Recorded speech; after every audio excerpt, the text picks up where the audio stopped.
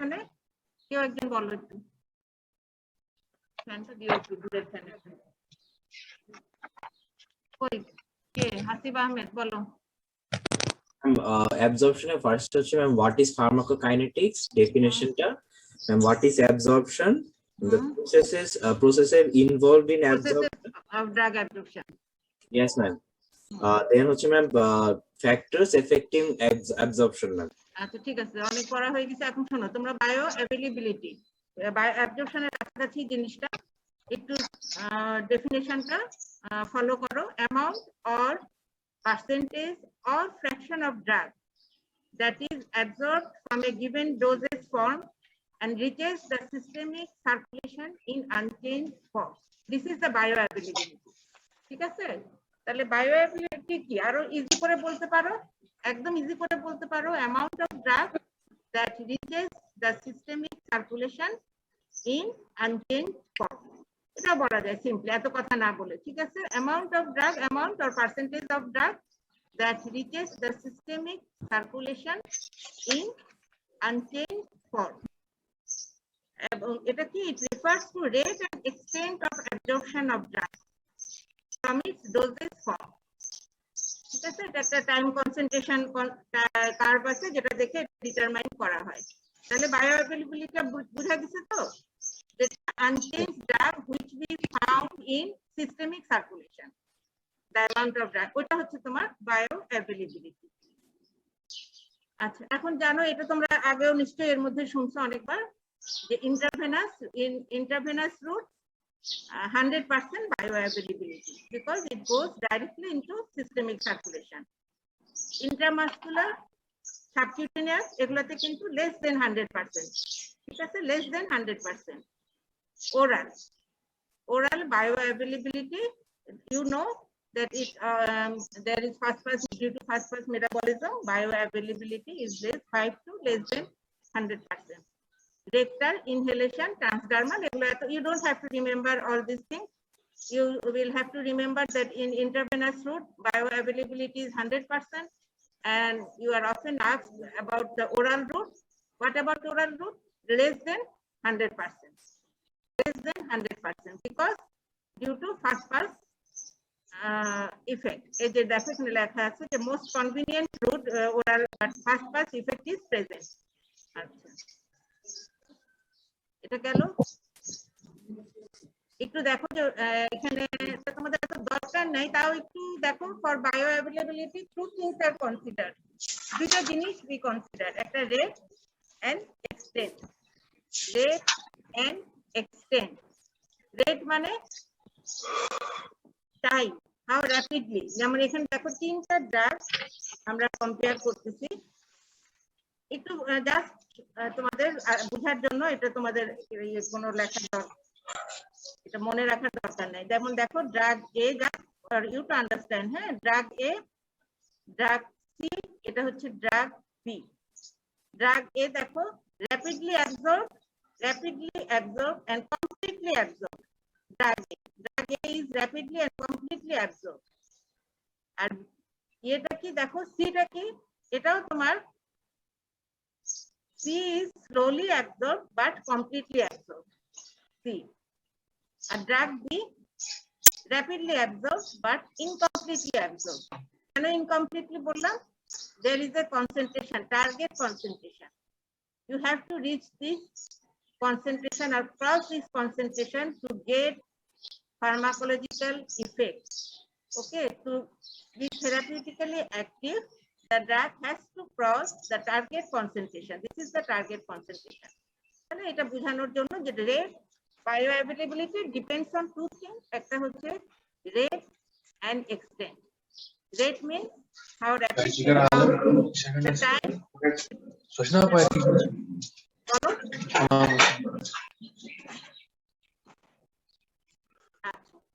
কিছু বলবা?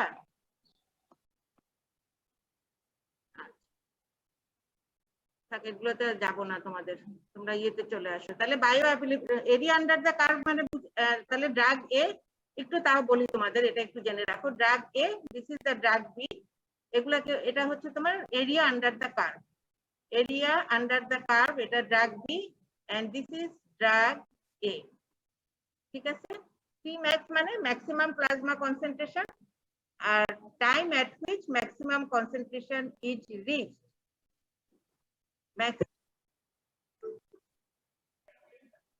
বড় করতে হবে না এটা?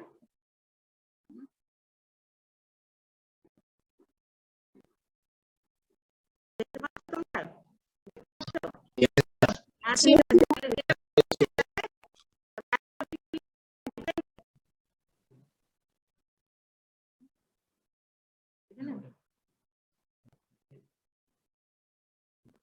এটা ওই হলো না তো।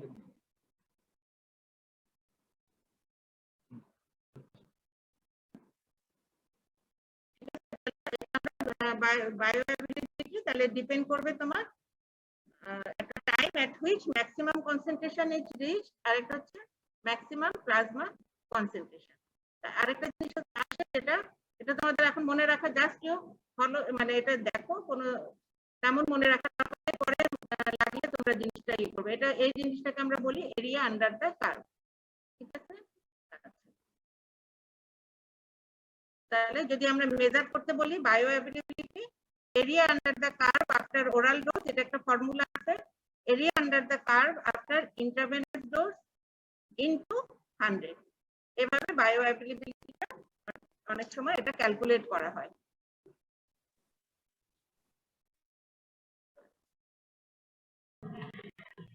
আচ্ছা, এখন যেটা আসলে ইম্পর্টেন্ট কথা, যেটা factors affecting বায়োঅ্যাভিলিবিলিটি।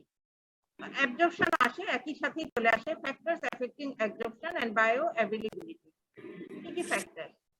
drug related factors or you can say pharmaceutical factors, এটাকে আমরা pharmaceutical factors বলতে পারি। আর একটা হচ্ছে pharmacological factors, আর একটা কি থার্ড একটা জিনিস আছে রুটস অফ ড্রাগ অ্যাডমিনিস্ট্রেশন।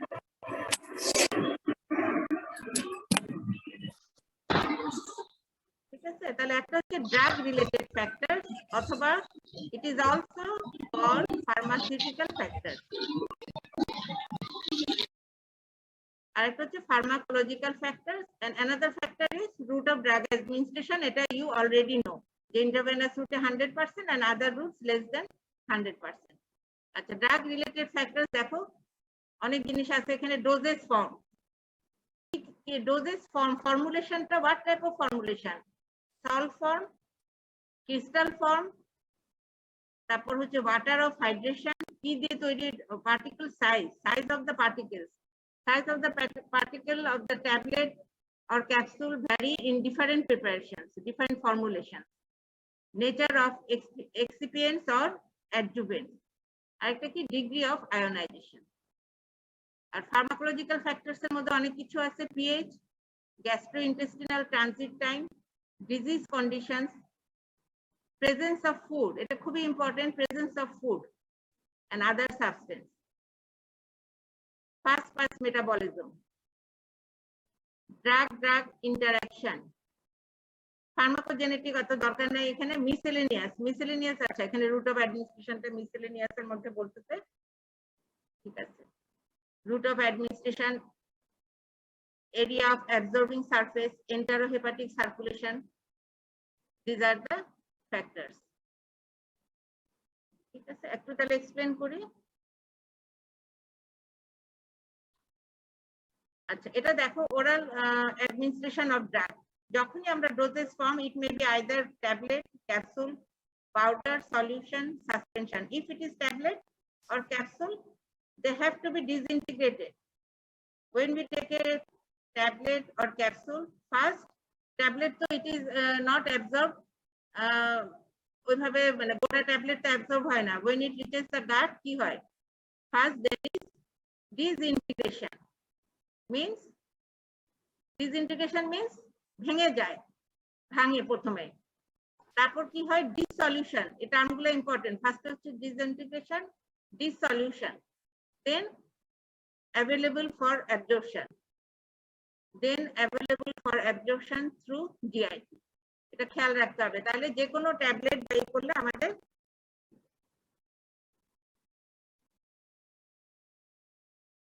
তাহলে এখন আসো drug related factors or pharmaceutical factor.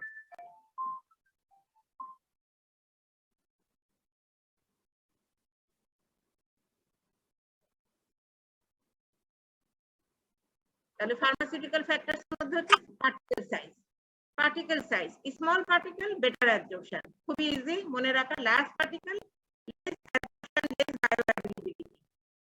ঠিক আছে, এখানে কিছু এক্সাম্পল দেওয়া আছে স্টেরয়েডস, ক্লোরামফেনিকল। আরেকটা জিনিস দেখো, এটা খুব ইম্পর্টেন্ট, একটু আগে বললাম disintegration and dissolution time. Disintegration and dissolution time, এটা খেয়াল রাখবা যে it varies from pharmaceutical company to another pharmaceutical company. এক একটা ট্যাবলেটে তাহলে বায়োঅ্যাভেলেবিলিটি ওইটার উপরেও ডিপেন্ড করবে যে time to disintegrate the tablet or capsule and time for dissolution of the particles. তাহলে এটার উপরেও বায়োঅ্যাভেলেবিলিটিটা ডিপেন্ড করে। তাহলে ডিসইন্টিগ্রেশন মানে দেখো এখানে rate or breakup of tablet capsule, rate at which it goes to the circulation. আর এটা হচ্ছে formulations মানে কি অনেক কিছু ইনার্ট ডাইলুয়েন্ট, যেগুলো যে কোনো একটা ট্যাবলেট বা তোমাদের পড়ানো এখনো হয়নি হয়তো বা ডোজেস ফর্ম পড়ানো হবে। একটা ট্যাবলেট তৈরি করতে অনেক কিছু লাগে, বাইন্ডার লাগে, ডাইলুয়েন্ট লাগে, এক্সিপিয়েন্ট লাগে।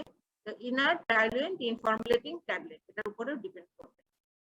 ঠিক আছে, নেক্সটে যাচ্ছি। আচ্ছা, ড্রাগ রিলেটেড ফ্যাক্টরস এর মধ্যে আছে salt form. Salts of weak acidic drugs are highly water soluble.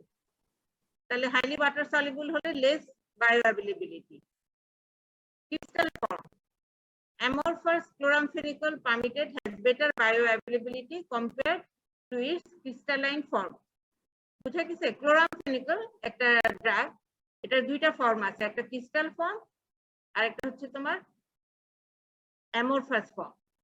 তাহলে দেখা গেছে যে amorphous form যদি হয় তাহলে it is better absorbed in amorphous form. Water of hydration, anhydrous forms of caffeine, theophylline have better bioavailability. So these are the all drug related factors. The salt form hote mane salt form, crystal form, water of hydration.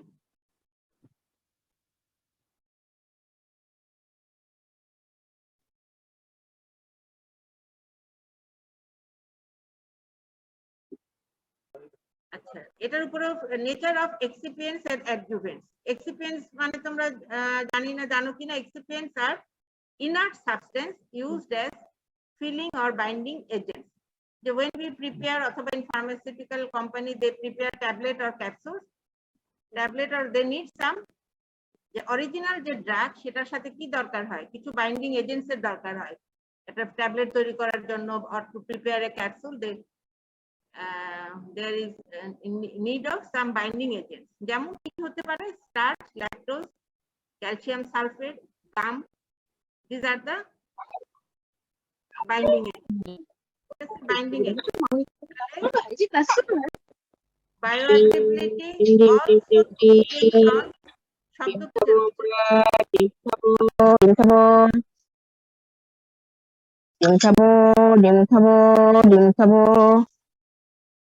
কিসের শব্দ হচ্ছে?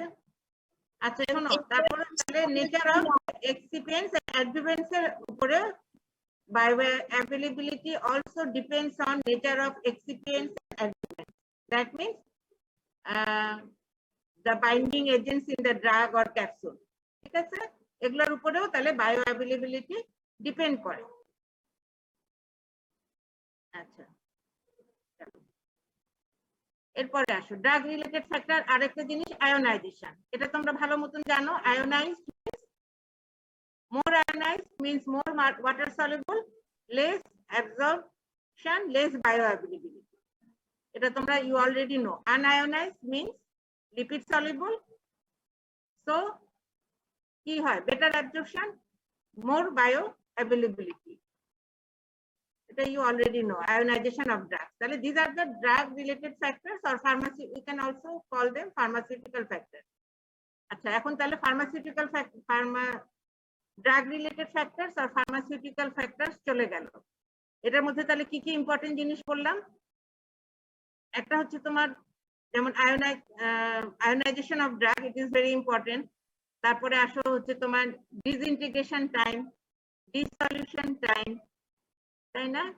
তারপর আরেকটা জিনিস আসে pressure used in the tableting machine, যে মেশিনে তৈরি করা হচ্ছে, pressure use in the tableting or যে ক্যাপসুল মেকিং মেশিন, সেটার উপরেও ডিপেন্ড করবে আমাদের বায়ো অ্যাভেলেবিলিটি। তাহলে বায়ো অ্যাভেলেবিলিটিটা খুবই ইম্পর্টেন্ট একটা জিনিস, এটা দেখতে হবে। বায়ো অ্যাভেলেবিলিটিটা না জানলে ফার্মাসিউটিক্যাল কোম্পানিতে যারা those who prepare the drug, ওরা এটা নিয়ে যেটা তোমাদের দেখালাম, ওদের প্রত্যেকটা ড্রাগ তৈরি করে ওদের জানতে হবে যে কোথায় বায়ো অ্যাভেলেবিলিটিটা কতটুকু যাচ্ছে ড্রাগটা, বা কোন ট্যাবলেটের কিরকম। আচ্ছা এখন আসো, আচ্ছা এটা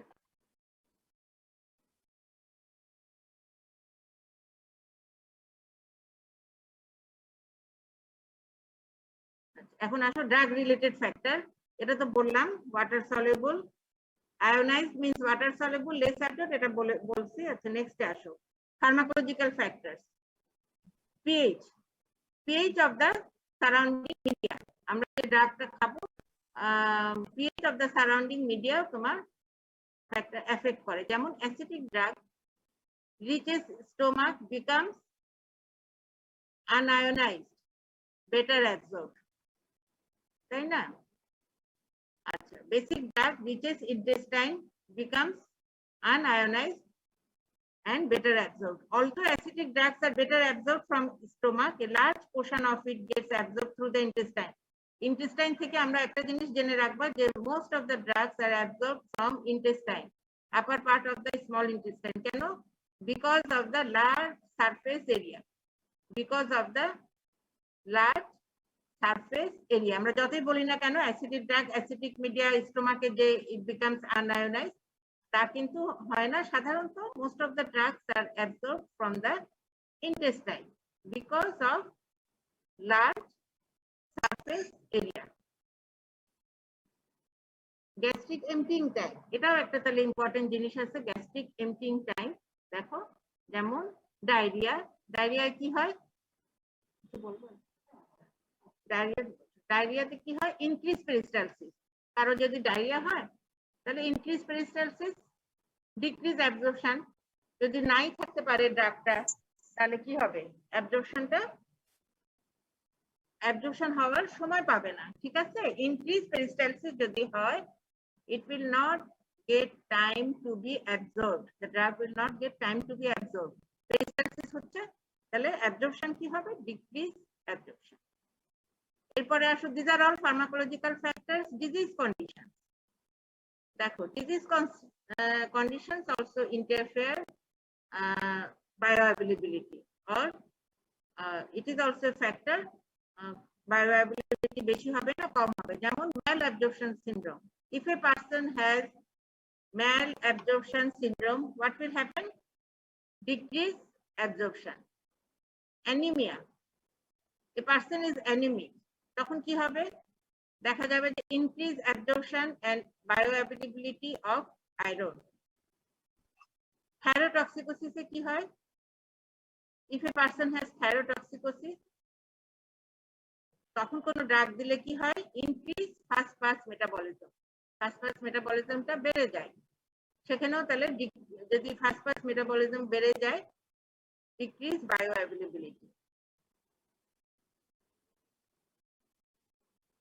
হার্ট ফেলিওরে দেখা গেছে ডিক্রিজ অ্যাবজর্পশন অফ হাইড্রোক্লোরোথায়াজাইড। এটা খুব ইম্পর্টেন্ট জিনিস। প্রেজেন্স অফ ফুড, আমরা জানো অনেক সময় ডাক্তাররা বলে দেয় যে এই ওষুধটা you should take before meal, or this medicine should be taken after meal. কেন? Because presence of food also interfere কি করে, absorption or bioavailability. Presence of food in the stomach, দেখো এই যে ড্রাগগুলা, food increases their absorption, ঠিক আছে? So they have to be taken after meal, R food decreases absorption. ফুডের সাথে যদি আমি এই অ্যান্টিবায়োটিকটা খাই, অ্যাম্পিসিলিন, অ্যাসপিরিন, রিজক্সিন, লিভোডোপা, রিফাম্পিসিন, কি হবে, food will decrease their absorption. তাহলে এটা আমরা কি করব, to be taken before meal, আমরা খাবার আগে খাবো এই ড্রাগগুলো। তাহলে একটা জিনিস যে প্রেজেন্স, তোমরা এতটুকু জেনে রাখবা যে presence of food interfere absorption and bioavailability. তাহলে there are তোমার some drugs which we should not take in empty stomach, and there are some drugs we will take after meal, just after meal. Ma'am হ্যাঁ বলো। Ma'am question ছিল বলো। Ma'am অ্যানিমিয়াতে তো blood supply কমে, তাহলে এখানে মানে অ্যাবজর্পশন কিভাবে আয়রনের বাড়ছে? এখানে আয়রনের বাড়বে কারণ আয়রনের তোমার ইয়ে বাড়বে, আয়রনের ডিমান্ড, এখানে আয়রন একেবারেই নাই বডিতে, ঠিক আছে? তাহলে যে আয়রন দিলে যতটুকু আয়রন আছে সেই আয়রন গুলা অ্যাবজর্পশন হয়ে যাবে, বেশি অ্যাবজর্পশন হবে। ওই যে যেমন হায়ার কনসেন্ট্রেশন থেকে লোয়ার কনসেন্ট্রেশনের দিকে যাবে, মোর অ্যাবজর্ব হবে, ঠিক আছে? কারণ অ্যানিমিক মানে তার একেবারে বডিতে আয়রন নাই, সেজন্য তার আয়রন অ্যাবজর্পশনটা বেশি হবে। আর ম্যাম এখানে যে ফুড গুলো মানে কমাচ্ছে, ফুড খাওয়ার পর যেগুলোর মানে বাড়ছে অ্যাবজর্পশন আর কমছে, সেগুলো কি কমন কোনো ফ্যাক্টর আছে? মানে যে বলি যেমন আমাদের দেখবে যে মোস্ট অফ দ্য অ্যান্টিবায়োটিক, আমাদের অ্যান্টিবায়োটিক এখন তোমাদেরকে খেতে বলে ডাক্তাররা বা আমরাও খাই, বেশিরভাগ অ্যান্টিবায়োটিকই দেখবে যে খেতে বলে খালি পেটে, এমটি স্টোমাক, আমরা খাবার আগে খাই। কারণ আমি অ্যামোক্সিসিলিন বা অ্যাজিথ্রোমাইসিন বা মনে করো আরেকটা কি জানো তোমার সিপ্রোফ্লক্সাসিন, খুব কমন অ্যান্টিবায়োটিক যেগুলো আমরা খাই, আমরা সবসময় খেতে বলি এমটি স্টোমাক। কারণ ফুডের সাথে কি হবে, ফুডের সাথে they will interfere their absorption, food will interfere their absorption. খালি পেটে খেলে অ্যাবজর্পশনটা ভালো হবে, ঠিক আছে? আর কিছু ড্রাগস আবার আছে যেগুলো আমরা খেতে বলি খাবার পরে, অনেক ড্রাগ আছে, যেমন এগুলো না বলে তোমরা বলতে পারো মেইনলি যেমন এনএসএআইডি, এটা ওটা আলসার করে ওই জন্য। তো দিস আর দ্য ড্রাগ যেগুলো আমরা ফুড ইনক্রিজেস দ্য অ্যাবজর্পশন, তাহলে খাওয়ার পরে পরেই খেতে হবে। দেখবে এরকম অনেক ড্রাগ আছে যে খাবারের সাথে সম্পর্ক আছে, অনেক ড্রাগ, যেমন যে কোনো ড্রাগ খাবারের আগে বলে, কোনো ড্রাগ খাবারের পরে বলে। তো এগুলা দেখবে তোমরা পরবর্তীতে এটা আরো জানবা। বিশেষ করে অ্যান্টিবায়োটিক গুলা দেখবা যে তোমরা, আমরা খেতে বলি, ডাক্তাররা সবসময় খেতে বলে যে অ্যান্টিস্টোমাক। তাছাড়া ফুডের সাথে মিশে গেলে তখন তাদের অ্যাবজর্পশনটা কমে যায় এবং বায়ো অ্যাভেলেবিলিটিটাও কম হয়। আমরা চাই যে বায়ো অ্যাভেলেবিলিটি বেশি হোক, এটা খেয়াল করব। প্রেজেন্স অফ আদার এজেন্টস, এটা দেখো ভিটামিন সি, আয়রন খেলে দেখবা যখন যাদের আয়রন লাগে তখন ভিটামিন সি প্রেসক্রাইব করে। তার সাথে যে অ্যানিমিয়াতে যখন কারো আয়রন ট্যাবলেট বা প্রেগন্যান্সিতে দেখবা যখন আয়রন দেয় তার সাথে ভিটামিন সি দেয়। ওয়াই? বিকজ ভিটামিন সি আয়রনের অ্যাবজর্পশন বাড়ায়, বায়ো অ্যাভেলেবিলিটি বাড়ায়। Vitamin C presence of other agents, এটাও অ্যাভেলেবিলিটিতে ফাইটেটস থাকে, যাতে ফাইটেটস আবার কি করে আয়রন অ্যাবজর্পশন কমায় দেয়। তাহলে vitamin C increase iron absorption and iron availability. Iron খেতে দিলে দেখবা যে আয়রনের সাথে ভিটামিন সি খেতে দেয়। আর একটা ফাইটেটস রিডিউস আয়রন অ্যাবজর্পশন। আচ্ছা, এটা দেখো, এটা তোমাদের বলছে কিনা, এন্টারোহেপাটিক সার্কুলেশন ইনক্রিজ বায়ো অ্যাভেলেবিলিটি। এটা খুব ইম্পর্টেন্ট কথা। এটা এন্টারোহেপাটিক সার্কুলেশন, একটা एग्जांपल আছে খুব important, morphine. What is enterohepatic circulation? Enterohepatic circulation হচ্ছে bioavailability বেড়ে যায় যদি কোনো drug, if a drug undergoes enterohepatic circulation। আরো একটা ড্রাগ যায় তোমার যে কন্ট্রাসেপটিভ পিল। আচ্ছা, এটা কি হয়, enterohepatic circulation মানে the drug morphine after metabolism it becomes morphine glucuronide and is excreted in bile. Okay, excreted in bile and goes to intestine. Intestine যাওয়ার পরে কি হয়,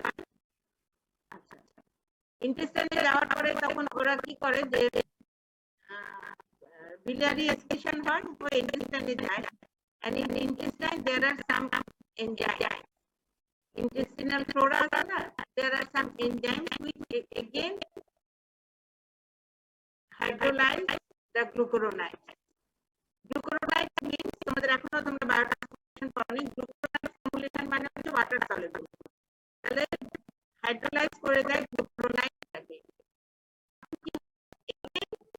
The drug is reabsorbed. Again the drug is reabsorbed.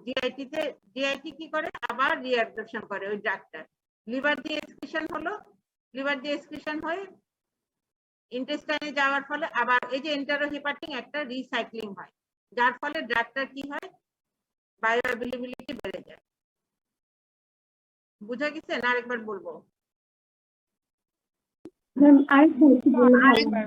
আচ্ছা আরেকবার একটু বলি আমি, যেমন মরফিন একটা এক্সাম্পল দিয়ে আমি বুঝাচ্ছি। মরফিন এটা কি হয়, মরফিন কাজ করলো, কাজ করার পরে কি হয়, যখন বায়োট্রান্সফরমেশন হয় এটা মরফিন গ্লুকুরোনাইড হয়।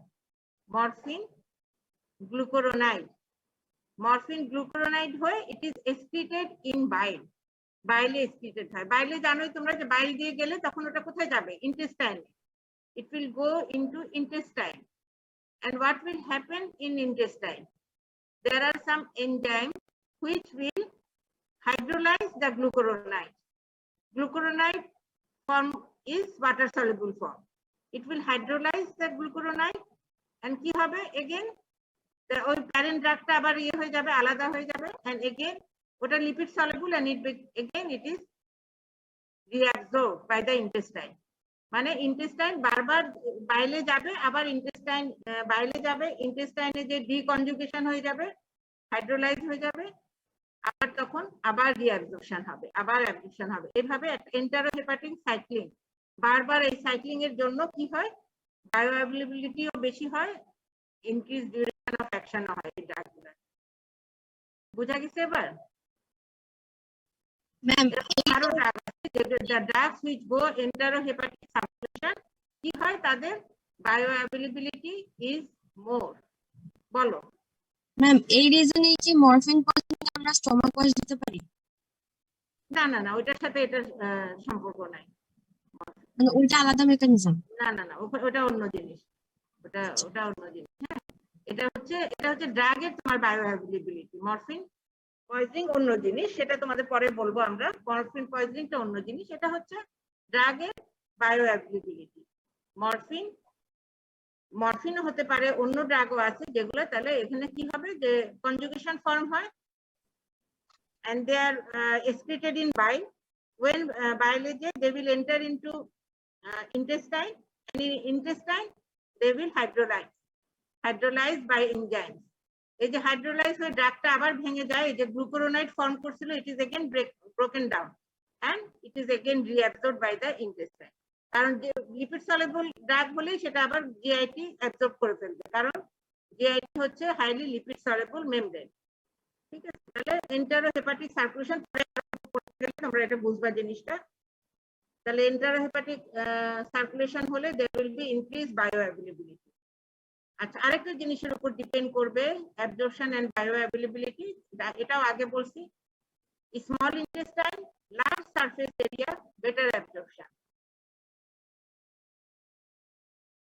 More vascularity, the area which is more vascular, more absorption.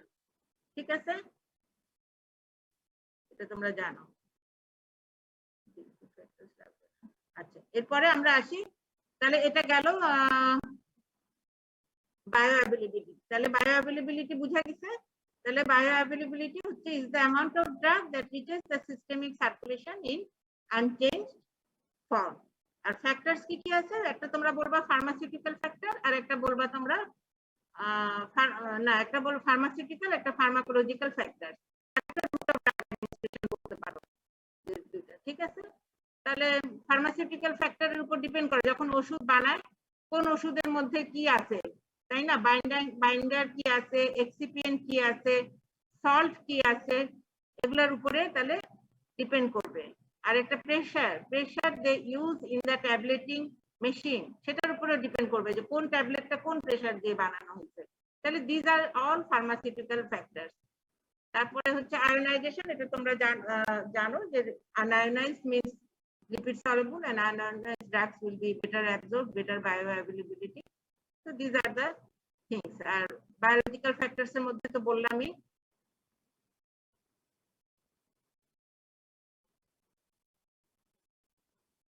এরপরে আসো বায়োলজিক্যাল ফ্যাক্টরস, আরেকটা জিনিস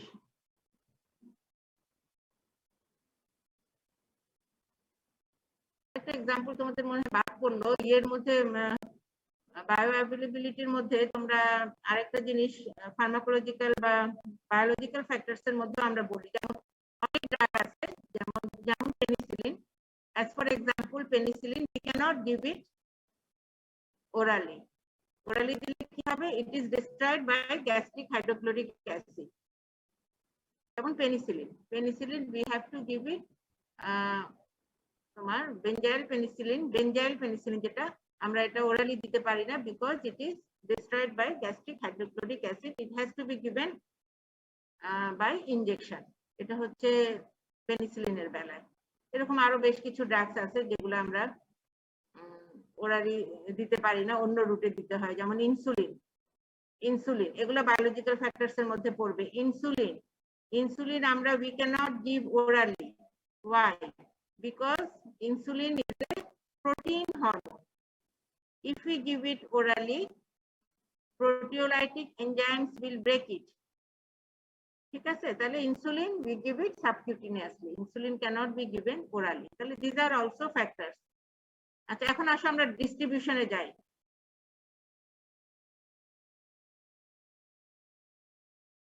ড্রাগ ডিস্ট্রিবিউশনে তোমাদেরকে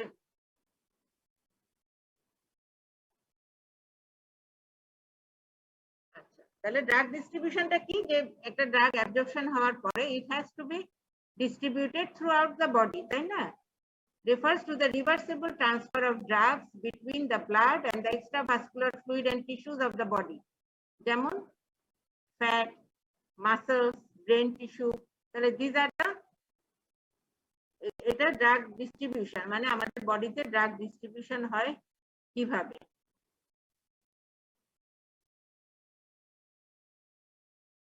একটু দেখো, ড্রাগস কাম ইনটু সার্কুলেশন আসে আফটার অ্যাবজর্পশন ফ্রম প্লাজমা, তাহলে প্লাজমাতে আসলো, প্লাজমা থেকে কোথায় যাবে, drugs have to cross the capillary membrane, দিয়ে কোথায় যাবে, ইন্টারস্টিশিয়াল স্পেস, তোমরা you already know all this things, and then they will have to cross the cell membrane to enter into the কোথায়, সেলের মধ্যে যাওয়ার জন্য, intracellular fluid, তাহলে from plasma they will enter into the interstitial space through capillary membrane or endothelium, and then cell membrane দিয়ে কোথায় যাবে, intracellular fluid।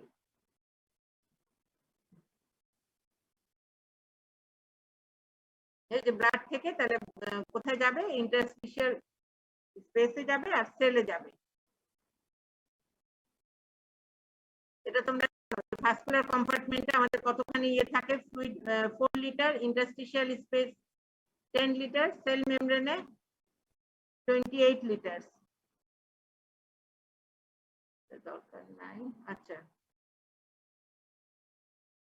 আচ্ছা, এখন আসো factors affecting drug distribution, খুব important, what are the factors that affect drug distribution? Distribution of the drug throughout the body fluid is not equal না, ঠিক আছে? equal হবে, equal হয় না, distribution of drugs throughout the body fluid is not equal, why?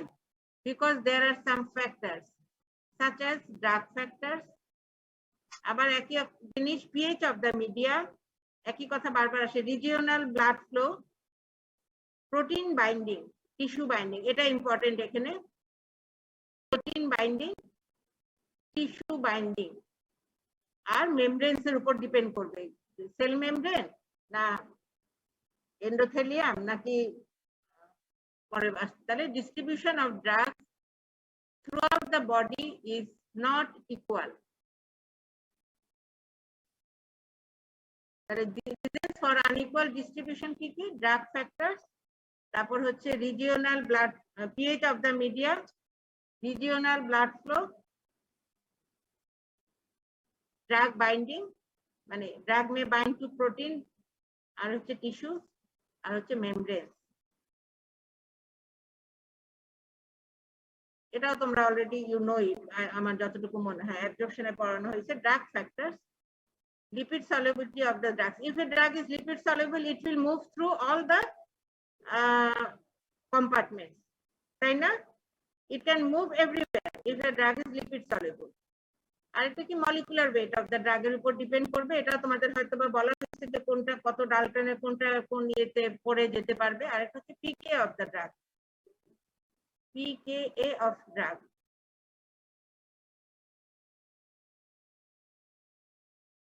Lipid solubility, you already know it.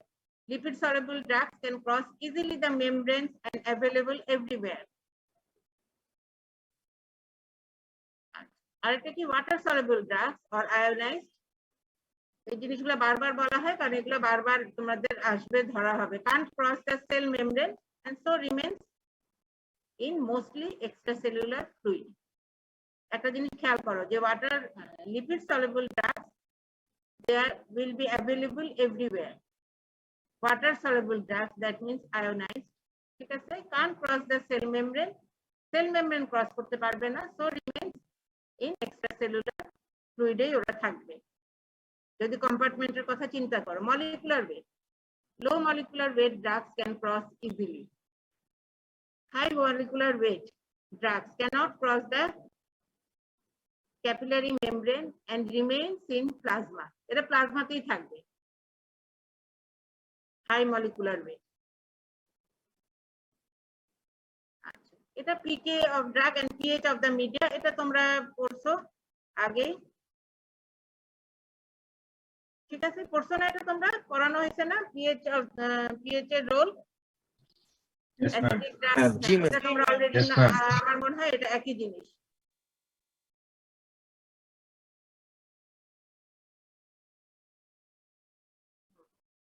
এটা একই জিনিস, এটা আর বারবার বলবো না, তোমরা যেটা পড়ছো। আচ্ছা, এটা আসলে এটা খুব ইম্পর্টেন্ট। প্লাজমা প্রোটিন এটা একটা ফ্যাক্টর ফর ডিস্ট্রিবিউশনের যে এফেক্ট করে, one of the important factor হচ্ছে প্লাজমা প্রোটিন বাইন্ডিং। এটা একটু খেয়াল করো, এটা অনেক সময় কোশ্চেনে আসে, এটা লিখে রাখো যে what are the consequences of plasma protein binding. এটা আসতে পারে অনেক সময় যে ডিস্ট্রিবিউশনে হোয়াট আর দ্য ড্রাগ, যদি if a drug is protein bound, what are the consequences or what may happen if a drug is protein bound. এটা অনেক সময় কোশ্চেন আসে। তাহলে প্লাজমা প্রোটিন বাউন্ড, একটু একটা কথাটা একটু আরেকটু ক্লিয়ার করি যে ফ্রি ড্রাগ এটা হচ্ছে বাউন্ড ড্রাগ। এটা they are always in equilibrium, they are always in equilibrium. Bound drug, free drug যখন কাজ করা শেষ হয়ে যায়, then more drug is release from the bound form, ঠিক আছে। সবসময় এরা কিন্তু free drug and bound drug, they are in equilibrium. এই যে ফ্রি ড্রাগ, এদের কাজ শেষ হয়ে গেলে এখান থেকে মোর উইল বি রিলিজ, ঠিক আছে। আচ্ছা, এখন আসো প্রোটিন বাইন্ডিং এর ইয়ে কিন্তু কনসিকুয়েন্সেস কি হতে পারে। তাহলে bound drugs remain as reservoir of drugs, যেটা আগে বললাম কথাটা, যে protein bound drugs remain as reservoir of drugs. এখানে যা ক্লিয়ার করে লিখছি, when free drug concentration is decreased, then bound drugs become free and maintains the equilibrium. তাহলে প্রোটিন বাইন্ডিং এর এটা একটা অ্যাডভান্টেজ। অনলি ফ্রি, আরেকটা জিনিস খেয়াল করবা, only free drugs are active, metabolized and excreted. Bound drugs কিন্তু অ্যাক্টিভ না, বাউন্ড ড্রাগস তো ক্রসই করবে না মেমব্রেন, তাই না? তাহলে only free drugs are active, metabolized and excreted. তাহলে একটা ইম্পর্টেন্ট ইয়ে হলো যে bound drugs remain as reservoir of drugs, ঠিক আছে। when free drugs are utilized, then more drugs will be released from the bound form. আচ্ছা, এটা একটা গেল যে they act as reservoir, protein bound drug। আচ্ছা, ইয়েটা বললাম না,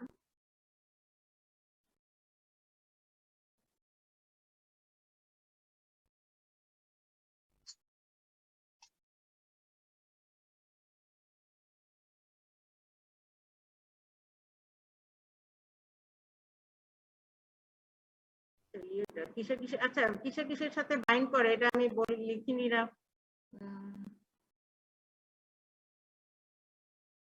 আচ্ছা, এখন আসো প্রোটিন বাউন্ড ড্রাগের আরেকটা জিনিস হয়, যখন যে ড্রাগটা প্রোটিন বাউন্ড, নরমালি অ্যালবুমিনের সাথে এছাড়াও আরো অন্যান্য আলফা 1 অ্যাসিড গ্লাইকোপ্রোটিন এগুলোর সাথেও বাইন্ড করে ড্রাগ। তাহলে আউটকাম অফ কম্পিটিশন তখন ইয়ে হয় ড্রাগ ইন্টারাকশন হতে পারে। এই যে প্রোটিন বাউন্ড ড্রাগের কনসিকুয়েন্সের মধ্যে another thing is drug interaction, খুবই ইম্পর্টেন্ট জিনিস। একটা নাম্বার 1 বললাম they act as reservoir, number 2 drug interaction. Drug interaction কেমন করে ড্রাগ ইন্টারাকশন হবে আমি বলতেছি। যেমন একটা ড্রাগের ইয়ে করলাম আমি warfarin. Warfarin it is an anticoagulant, it is a highly protein bound drug, অ্যালবুমিনের সাথে বাইন্ড করে থাকে, ঠিক আছে। আচ্ছা এখন আসো, ইফ ওয়ারফেরিন এন্ড সালফোনামাইড যদি আমরা একসাথে দিই what will happen? If sulfonamide is administered at the same time, it will displace warfarin from albumin, leading to a rapid increase in the concentration of free warfarin in plasma. তার ফলে কি হবে? ওয়ারফেরিনের toxicity হবে, ঠিক আছে। তাহলে protein bound ড্রাগের আরেকটা সমস্যা যে দুটো protein bound, if two protein bound drugs are given together, the one which is stronger, এটা তো জানোই না, which is stronger it will displace the other one, weak one. তাহলে এখানে কোনটা আমরা দেখতেছি যে সালফোনামাইড স্ট্রঙ্গার, ও কি করবে? it will displace warfarin from albumin. তাহলে ডিসপ্লেস করে দিলে কি হবে? ওই ড্রাগটার আমরা টক্সিসিটি পাবো না, ফ্রি ওয়ারফেরিন প্লাজমাতে বেড়ে যাবে, এই যে leading to A rapid increase. আমরা তো র্যাপিড ইনক্রিজ চাই না, তাই না? ড্রাগটা যেভাবে কাজ করতেছিল সেই কাজের সমস্যা হয়ে যাবে। দেখো, leading to A rapid increase in the concentration of free warfarin in the plasma, ঠিক আছে। কারণ এখন দেখা যাচ্ছে 100% ফ্রি হয়ে গেছে। 100% ফ্রি হয়ে গেলে there will be toxicity of warfarin. Warfarin ঠিক মতো কাজ করবে না, উল্টা ওটা টক্সিসিটি হয়ে যাবে। তাহলে প্রোটিন বাইন্ডিং এর আরেকটা প্রবলেম যে প্রোটিন বাইন্ডিং ড্রাগ আমাদের খেয়াল রাখতে হবে যে দুইটা প্রোটিন বাইন্ডিং ড্রাগ একসাথে দেওয়া যাবে না। রিডিস্ট্রিবিউশন অফ ড্রাগ, আচ্ছা হাইলি লিপিড সলিবল যে ড্রাগ গুলো আছে যদি আমরা এদেরকে ইন্ট্রাভেনাস আর ইনহেলেশন রুটে দিই, দেখা গেছে যে এরা কোথায় ডিস্ট্রিবিউট হয়? Organs with high blood flow, organs which have high blood flow, যেমন ব্রেন, হার্ট, কিডনি, এগুলোতে ওরা ডিস্ট্রিবিউশন আগে হয়, ঠিক আছে। এরপরে কি হবে? ওরা কি করবে? কাজ করার পরে তখন কি হবে? Less vascular, they will be redistributed. কোথায় রিডিস্ট্রিবিউশন হয়ে কি হবে? there will be termination of drug action. যেমন একটা খুব ইম্পর্টেন্ট ইয়ে আছে এখানে এক্সাম্পল, থায়োপেন্টাল সোডিয়াম। এটা হচ্ছে একটা induction anaesthetic drug, intravenous anaesthetic agent. এটারই ইয়ে দিই আমরা সবসময় এক্সাম্পল দিই যে এটা খুব র্যাপিড অনসেট অফ অ্যাকশন, কাজ করার পরে পরে কি হয়? এটা ইট ইজ রিডিস্ট্রিবিউশনের এক্সাম্পল বললে তোমরা থায়োপেন্টাল সোডিয়াম বলবা। যেটা কি হয় যে সাথে সাথে এরা তোমার মাসেলস এবং ফ্যাটে চলে যায়, ঠিক আছে, এবং প্লাজমা কনসেন্ট্রেশন ফল করে এবং ড্রাগ এর টার্মিনেশন অফ অ্যাকশন, ঠিক আছে। এরা ফ্যাটি টিস্যুতে চলে যায় থায়োপেন্টাল সোডিয়ামটা। তাহলে রিডিস্ট্রিবিউশন অফ ড্রাগ বললে এক্সাম্পল বললে তোমরা বলবা থায়োপেন্টাল সোডিয়াম, যেটা র্যাপিড অনসেট অফ অ্যাকশন, কাজ করার পরেই এরা আবার রিডিস্ট্রিবিউশন হয়ে যায়। কোথায় হয়? Muscle, fat take up the drug, ঠিক আছে। লেস ভাস্কুলার যেগুলো সেগুলো ড্রাগটাকে নিয়ে নেয়। এটা অল্প একটু মনে রাখলেই হবে। আচ্ছা, এটা বলা হলো বোধহয় তোমাদের। Drug is distributed quickly and completely in well perfuse tissue such as brain, heart, kidney. এখানে পার্সেন্টেজ দেখেই বুঝতে পারতেছো যে blood flow from cardiac output কোথায় বেশি। যে দেখো লিভারে সবচেয়ে বেশি যায়, এটা একটু দেখে আমরা জাস্ট বোঝার জন্য যে ওয়েল পারফিউজ টিস্যুতে যেমন ব্রেন, হার্ট, কিডনি এগুলাতে সবচেয়ে বেশি যায়, লিভার, কিডনি। আরেকটা ইম্পর্টেন্ট কথা আছে, টিস্যু বাইন্ডিং। একটা তো প্লাজমা প্রোটিন বাইন্ডিং বললাম, আরেকটা হচ্ছে টিস্যু বাইন্ডিং।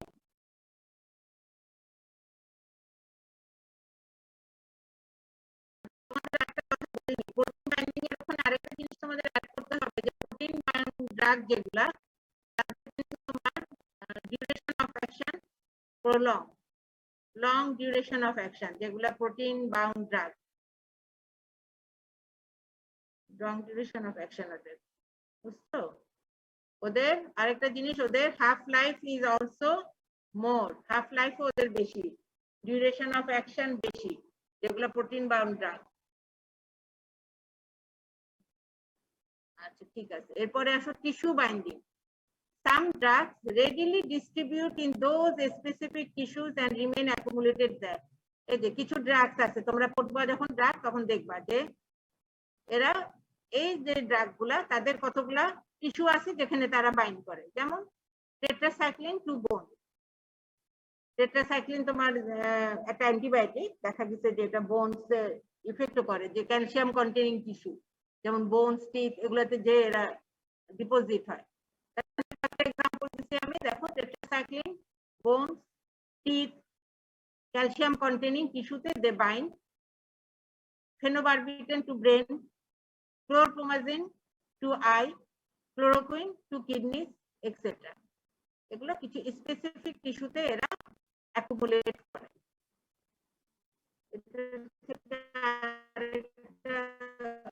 আচ্ছা, আরেকটা জিনিস আছে স্পেশাল অ্যাফিনিটি। এইটা তোমাদেরকে জিজ্ঞেস করা হয় সিলেক্টিভ ডিস্ট্রিবিউশন, বা শর্ট নোটে আসে অনেক সময়, হোয়াট ইজ সিলেক্টিভ ডিস্ট্রিবিউশন। ঠিক আছে, এখানে it is a special situation in which কি হয়, some drugs attain higher concentration in certain tissues. কোন কোন ড্রাগ দেখা গেছে যে স্পেশাল অ্যাফিনিটি আছে টুয়ার্ডস সার্টেন টিস্যুস, তাহলে depending upon the affinity of the drug for the tissue, selectivity of the drug binding. যেমন কয়েকটা এক্সাম্পল দেই, খুবই common example chloroquine. It is A anti-malarial drug, accumulates in the retina. Retina আমাদের চোখে accumulate and causes retinopathy. Calcium accumulates in the bone, special affinity for bones. Calcium, iodine আমরা দিলে এটা কোথায়, iodine accumulates in the thyroid. তাহলে তিনটা example মনে করে রাখবা, যেটা হচ্ছে সিলেক্টিভ ডিস্ট্রিবিউশন। তাহলে সিলেক্টিভ ডিস্ট্রিবিউশনটা কি সব ড্রাগের বেলায় না, এই যে দুই তিনটা ড্রাগ আছে, it refers to special situation. Some drugs have higher concentration in certain tissues. ঠিক আছে, কয়েকটা ড্রাগ আছে যাদের স্পেশাল অ্যাফিনিটি আছে কিছু টিস্যুর উপরে, যেটাকে আমরা বলি সিলেক্টিভ ডিস্ট্রিবিউশন। এই টার্মটাকে বলা হয় সিলেক্টিভ ডিস্ট্রিবিউশন। ঠিক আছে, তাহলে কি কি, chloroquine accumulates in the retina, এটা একটা সাইড ইফেক্ট করে retinopathy. Calcium accumulates in the bone, iodine accumulates in the thyroid। ঠিক আছে, চলো আচ্ছা, এখন আসো তোমাদের যেটা বলবো যে কিছু ড্রাগ ডিস্ট্রিবিউশন পড়াচ্ছি তো, আর দুইটা জিনিস তোমাদের জানতে হবে, যে কিছু ব্যারিয়ার, ফিজিওলজিক্যাল ব্যারিয়ার, যেমন খুব ইম্পর্টেন্ট যেটা আমাদের ব্লাড ব্রেন ব্যারিয়ার, আরেকটা আছে প্লাসেন্টাল ব্যারিয়ার, তাই না? ডিউরিং প্রেগনেন্সি যে প্লাসেন্টা ব্লাড ব্রেন ব্যারিয়ার, এটা জেনে রাখতে হবে যে এখানে ডিস্ট্রিবিউশন অফ ড্রাগটা কেমন, এটাও ইন্টারফেয়ার করবে ড্রাগ ডিস্ট্রিবিউশনে। যেমন ব্লাড ব্রেন ব্যারিয়ারটা কেমন, এখানে this is a tight junction, মানে এটা এন্ডোথেলিয়াম গুলো, এখানে এন্ডোথেলিয়াল সেলস কোনো নাই, পোর নাই, টাইট জাংশন। ঠিক আছে, there is no fenestration or slit in between the endothelial cells of capillaries. এখানে যে ব্রেনের যে ক্যাপিলারি আছে, there is no slit or fenestration। আবার সেটা তো নাই, তারপরে কি layer of astrocytes or foot-like process makes this more impermeable. Endothelial সেলগুলো তো নরমালি যেরকম থাকে, ব্লাড ব্রেনে তোমরা ছবি দেখবা, একটু ছবি আমি এখানে বোধহয় ইয়ে করতে পারিনি, ছবি আছে যে ফুটের মতন প্রসেস আছে, যে ওগুলো আরো আমাদের পা আছে যেরকম, সেরকম আরো কিছু এক্সট্রা তোমার অ্যাস্ট্রোসাইট আছে এন্ডোথেলিয়াল সেলের নিচে, করে সেখানে আরো টাইট জাংশন করছে। ব্লাড ব্রেন ব্যারিয়ারটা কি, ইট is A lipid barrier, only lipid soluble drugs can cross the blood brain barrier। একটা জিনিস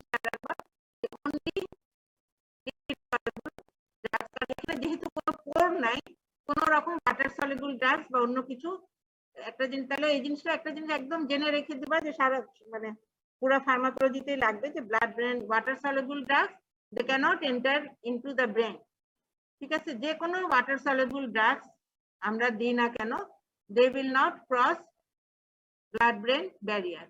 তাহলে এখানে একটা জিনিস জেনে রাখবা, only lipid soluble drugs can cross blood brain barrier. এটা একটা ইম্পর্টেন্ট জিনিস, কিন্তু এটা অনেক সময় শর্ট নোটে আসতে পারে, যেটা একটা টাইট জাংশন এবং কোনো ইয়ে নাই, নো হোলস। আবার কি এই জিনিসটা ইম্পর্টেন্ট যে একটা layer of astrocyte or foot like process আছে, সেলের সাথে সাথে একটা ফুট লাইক প্রসেস এরকম লাগানো থাকে, দিয়ে আরো টাইট হয়। তোমরা একটু ছবিটা দেখবা, দেখে নিবা।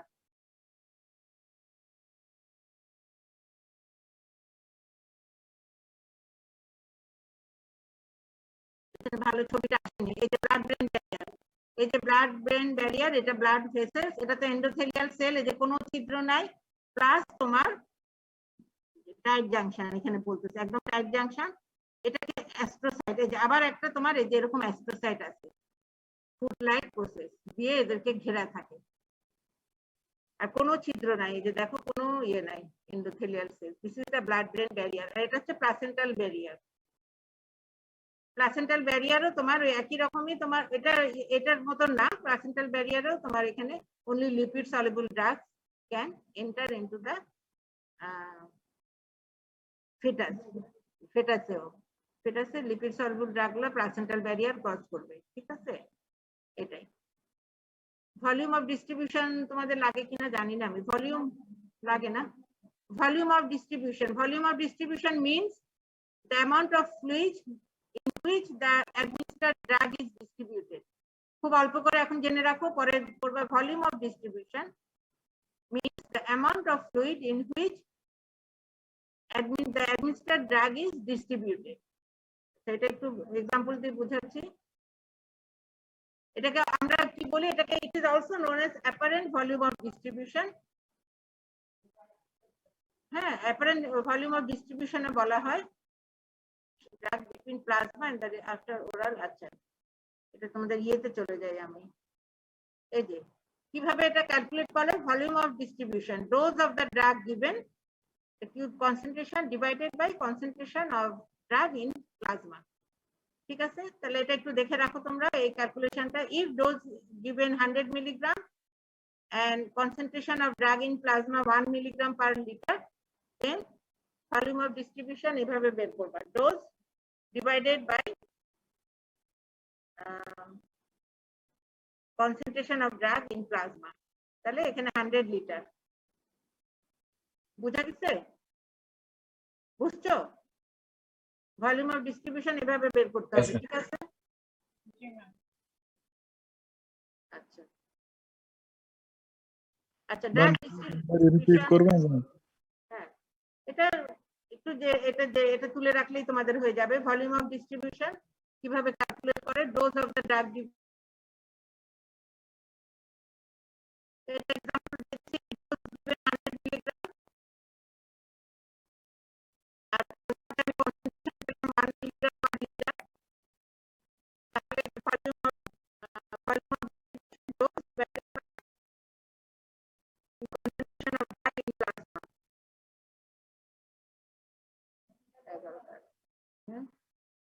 ঠিক আছে, বললা চলে যাবো। হ্যাঁ হ্যাঁ, নেক্সট সোমবার তো বোধহয় খাজানা নিবে, হবে ক্লাস। আচ্ছা, তারপরে তুমি হ্যাঁ অফিস খোলো না।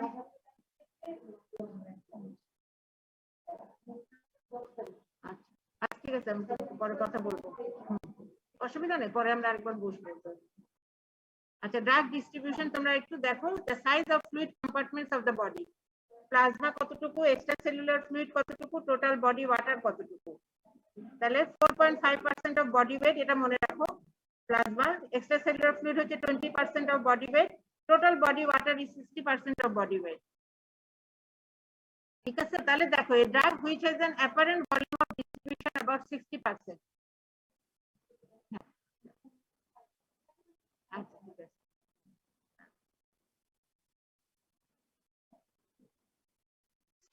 60% appears to be distributed in the compartment equivalent to the total body water. ঠিক আছে, যদি তোমাদের বলা হয় বা যে apparent volume of distribution 60%, তাহলে 60% মানে it is distributed in total body water. Total body water 60%. আরো এক্সাম্পল দিই, এই যে ভলিউম অফ, এটা এমনি এক্সাম্পল, জাস্ট দেখো তোমরা, দরকার নাই লেখার। Volume of distribution of heparin 4 litre. 4 litre means heparin is distributed about in 4 liters of body fluid. তাহলে এটা কোথায় থাকে? It remains only in blood. বুঝছো? এই যে only blood এ থাকে, only remains in one compartment, that is blood.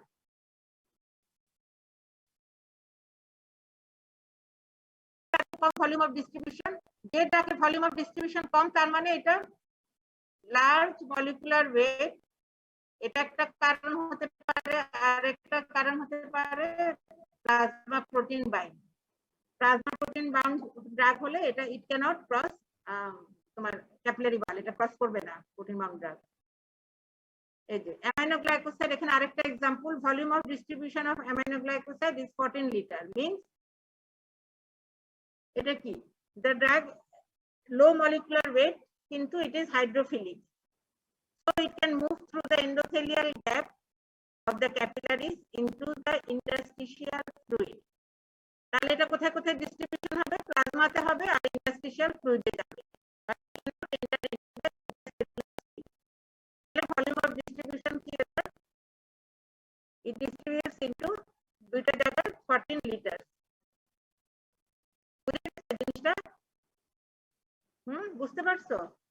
যেমন অ্যামাইনোগ্লাইকোসাইডের volume of distribution 14 litre, তার মানে এটা কোন কোন কম্পার্টমেন্টে থাকবে? প্লাজমাতে যাবে এবং তোমার এন্ডোথেলিয়ামটা ক্রস করে তোমার ইন্টারস্টিশিয়াল ফ্লুইড পর্যন্ত যাবে, but it cannot go into the সেলে যাবে না। ঠিক আছে, সেলে যেতে পারবে না, শুধু প্লাজমাতে থাকবে দেখো, আর ইন্টারস্টিশিয়াল ফ্লুইডে থাকবে। সেজন্য এদের ভলিউম অফ ডিস্ট্রিবিউশন 14 লিটার।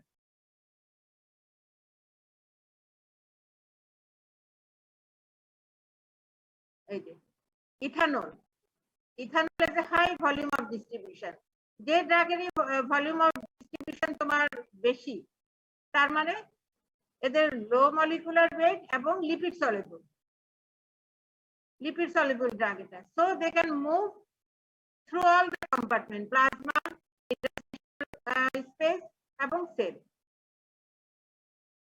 ঠিক আছে, lipid soluble drug they can move all through the compartments, all the compartments, এটা খেয়াল রাখবা।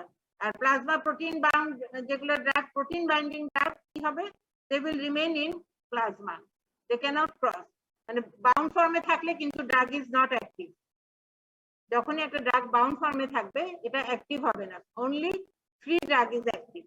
Free drug will cross the membrane, it will be produce action, and then it will be metabolized, and then it will be excreted.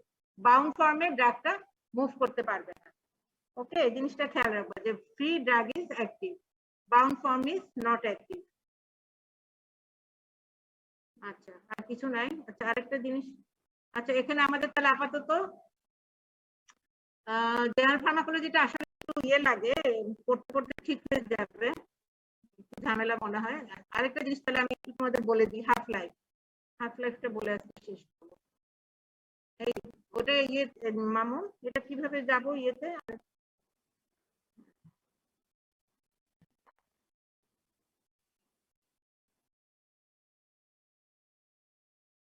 Time তো আছে আমার,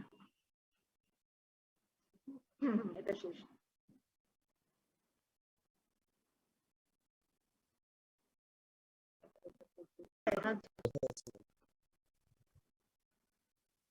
তাহলে ইয়ে কি কি যেন বললাম তোমাদের? আচ্ছা, বায়োঅ্যাক্টিভিটি তো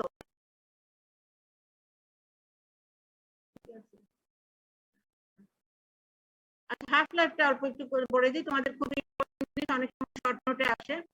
half life, what is half life? Half life is the time taken for the drug concentration to fall to 1/2 of its original value. আচ্ছা, এটা মানে হচ্ছে যে যে কনসেন্ট্রেশন অরিজিনাল কনসেন্ট্রেশনটা থাকবে সেটা থেকে 50% হাফ হতে যে টাইমটা লাগে সেটাকে আমরা বলি half life. Half life is the time taken for the drug concentration to fall to 1/2 of its original value. আচ্ছা, elimination rate constant এটা হচ্ছে it is the fraction of drug in the body which is removed per unit time. আচ্ছা, আমি তোমাদের half লাইফটাই বলবো। আচ্ছা, plasma half life যেটাকে আমরা টি হাফ এভাবে লিখি, t half of drug, it is measured by the time to decline the plasma concentration of a drug. একই কথাই, the time to decline the plasma concentration of a drug to 50% from the peak plasma concentration. Peak plasma concentration থেকে 50% হতে যে টাইমটা লাগবে সেটাকে আমরা বলি হাফ লাইফ।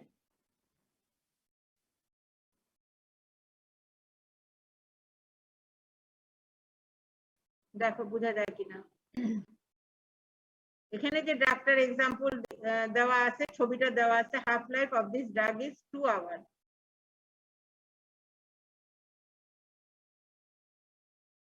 ঠিক আছে, এটা হচ্ছে টাইম। ঠিক আছে, টাইম, এটা হচ্ছে কনসেন্ট্রেশন। তাহলে দেখো 100 থেকে কখন আসলো 50, এখানে হচ্ছে 50 না, এটা 50 থেকে যদি আমি এখানে ইয়ে করি তাহলে এটা কত 2 hours। দেখো বোঝা যায় কিনা, এই যে 2, তাহলে 50% আসতে লাগলো কত 2 hours। তাহলে this is the half life of the drug. বুঝা গেছে? কনসেন্ট্রেশন 100 থেকে, সোজা জিনিস, এটা কঠিন কিছু নাই, তোমাদের তো আরো সোজা লাগবে, তোমরা অঙ্কতে ভালো সবাই। তাহলে 100 থেকে 50-তে আসতে, যেটা হচ্ছে 50-তে আসতে লাগবে তোমার 2 hours। তাহলে the half life of this drug is 2 hours। আচ্ছা, সাধারণত এই drug is completely eliminated after 6 half life. 6 half লাইফের পরে একটা ড্রাগ এলিমিনেটেড হয়ে যায়। এই যে after 1 half life concentration is 50%। After 2 half lives, it will be 25%. After 4 half lives, 6.25%. 4 half lives এর পরে আর কোনো ইয়ে থাকে না। ঠিক আছে, ড্রাগের অ্যাক্টিভিটি থাকে না।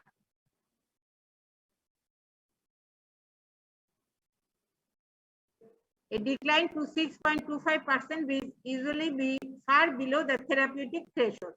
Therapeutic যে লেভেল আছে 6.25 যদি হয় এটা অনেক কম।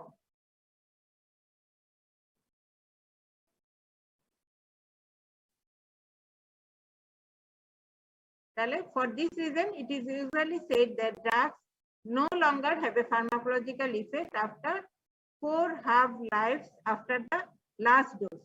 Last dose এটা খেয়াল করবা, লাস্ট ডোজ। ঠিক আছে, এখন আমরা একটা 6 দিন দিই, সেটা অন্য জিনিস, সেটা তো কন্টিনিউয়াস প্রসেস, তাই না?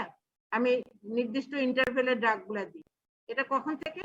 ইট is usually said that the drugs for no longer, যখন আমি শেষ ডোজটা খাবো তার 4 হাফ লাইফস এর পরে আর কোনো ফার্মাকোলজিক্যাল ইফেক্ট থাকবে না। বুঝা গেছে? It is usually said that drugs no longer have a pharmacological effect for 4 half lives after the last dose. আচ্ছা, হাফ লাইফের এখন আসলে হাফ লাইফটা জানার আমাদের কি দরকার? What is the importance of half life? It is a major determinant of কিসের জন্য লাগে আমাদের?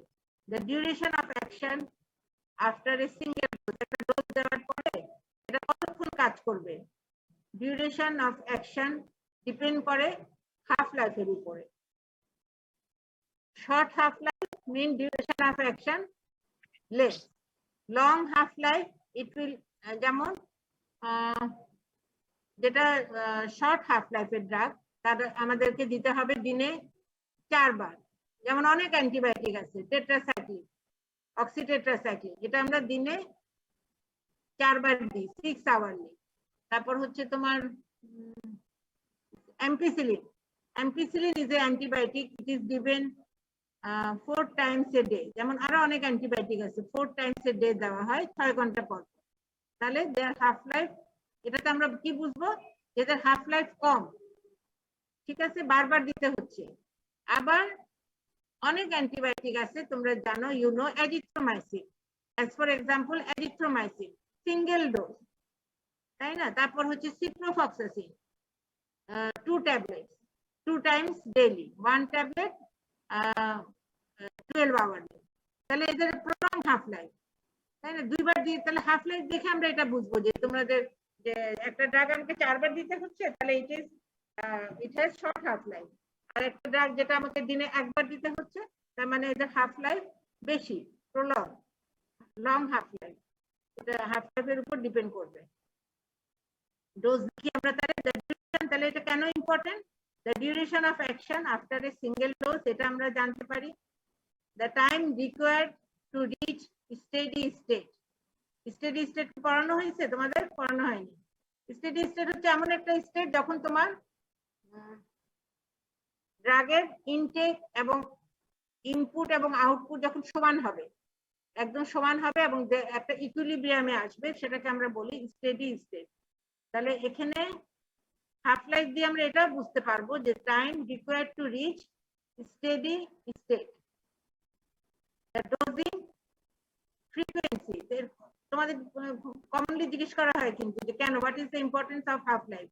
ডোজিং ফ্রিকোয়েন্সি, আমি কতক্ষণ পর পর দিব, কয় ঘন্টা পর পর দিব, how many Times a day আমরা দিব, 2 ডোজ 2 ট্যাবলেট আমরা কি single dose দিব নাকি আমরা 12 hourly দিব, or whether we will give it 6 hourly, it all depends on the plasma half life of the drug। এটার উপরে ডিপেন্ড করবে। অবশ্য আমাদের দেওয়া থাকে, এগুলো তো যারা ফার্মাসিউটিক্যাল কোম্পানি ওরা তৈরি করে রাখে।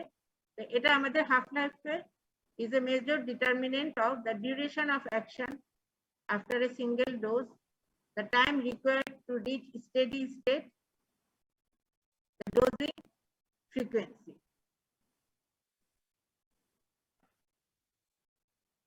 আচ্ছা, ডোজেস স্কেডিউলটাও তৈরি করা হয়, এস্টিমেশন অফ ডোজিং স্কেডিউল, যেমন time interval between doses, and is very important in the design of infusion systems। যে অনেকগুলো ব্লাড ট্রান্সফিউশন বা অন্য কোনো ইনফিউশন দেওয়া হয়, তখন এটা খুব দরকার পড়ে, estimation of dosing schedule. Estimation of time to drug elimination, it gives idea to estimate the time of total drug elimination। একটা ড্রাগ কতক্ষণে এলিমিনেটেড হবে এটাও জানা যায়। Generally most drugs will be eliminated in approximately 6 half lives। 6 half lives লাগে to be eliminated।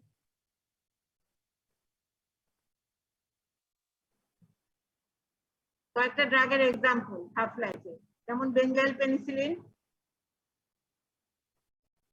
30 minute, amoxicillin 1 hour, paracetamol 2 hours, অ্যাটিনোলল 7 hours, diazepam 40 hours।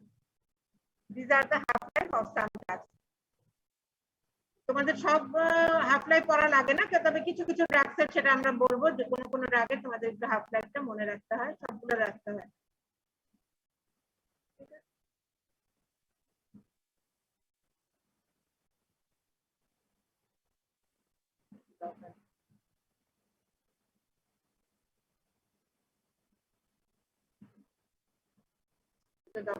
ঠিক আছে, তাহলে হাফ লাইফ আর কিছু বলবা তোমরা? আজকে শেষ করি এখানে।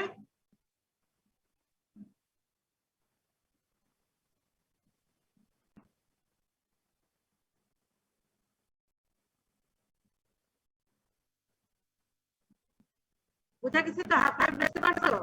Yes, ma'am. Yes, ma'am. সোজা জিনিস, কোনো কঠিন কিছু নাই। 50% of the peak plasma concentration থেকে যেমন সেটাকে আমরা বলি টি হাফ।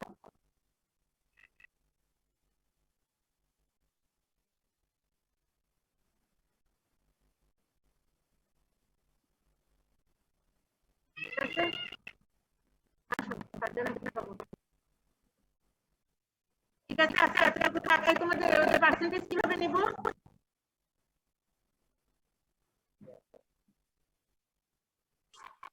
ম্যাম আজকে সবাই প্রেজেন্ট আছে ম্যাম, সবাই প্রেজেন্ট আছে ম্যাম। ঠিক আছে।